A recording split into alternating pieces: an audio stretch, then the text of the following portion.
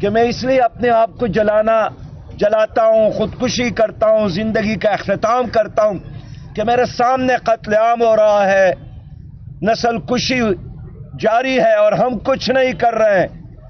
تو امریکہ کو اور اس کے ہمنوا ممالک کو بتانے کے لیے اس نے اپنی زندگی کا اختتام کیا۔ لوگ وائٹ ہاؤس میں داخل ہو گئے، لاکھوں کی جلوس فرانس اور جرمن اور برطانیہ میں نکلے۔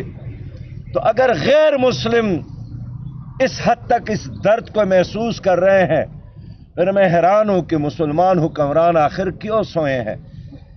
ان کا یہ طاقت، ان کے وسائل، ان کی فوجی طاقت، ان کے اسلحہ، یہ کب کام آئے گا اور یہ کس کے کام آئے گا؟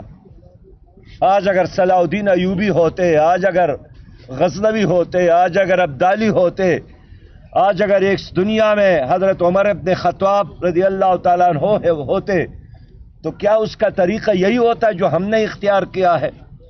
اس لیے آج کی اس پریس کانفرنس کے ذریعے ایک تو میں اپنی بہن کا اور پروگریسیو جو آرگنائزیشن ہے ان کے تمام ممبران کا شکریہ ادا کرتا ہوں۔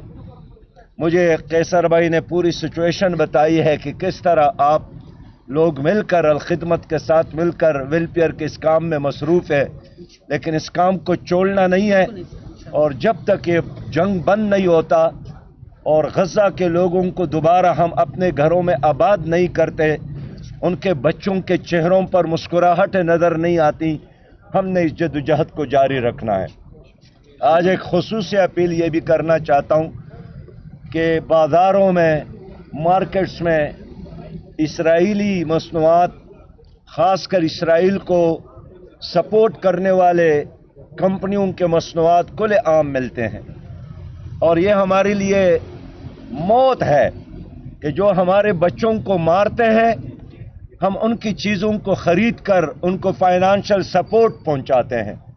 تو ایک غیرت کا تقاضا ہے کہ ہم اسرائیلی مصنوعات کا بھی بائیکاٹ کریں، اور دنیا میں جو کمپنیاں اسرائیل کو سپورٹ کر رہے ہیں ان کا بھی بائیکاٹ کریں۔ ہم کچھ نہیں کر سکتے تو کم از کم یہ تو کر سکتے ہیں۔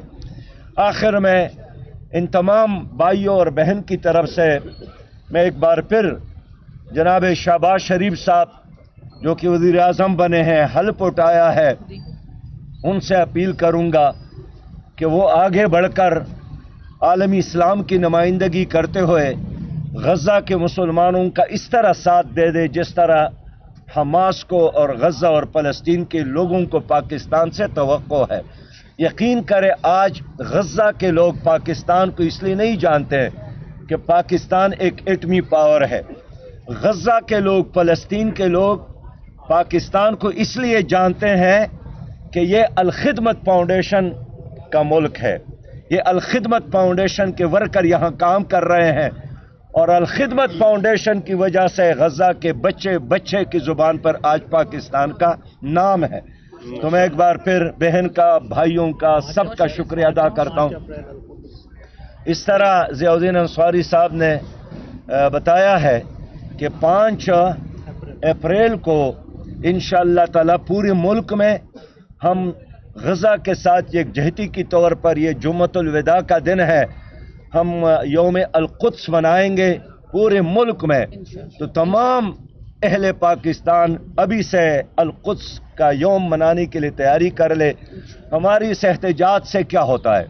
ہماری اس احتجاج سے وہاں کے لوگوں کو حوصلہ ملتا ہے کہ کچھ لوگ ایسے ہیں جو ہماری پشت پہ کڑے ہیں، ہمارا درد محسوس کرتا ہے، ہمارا غم وہ شیئر کرتے ہیں۔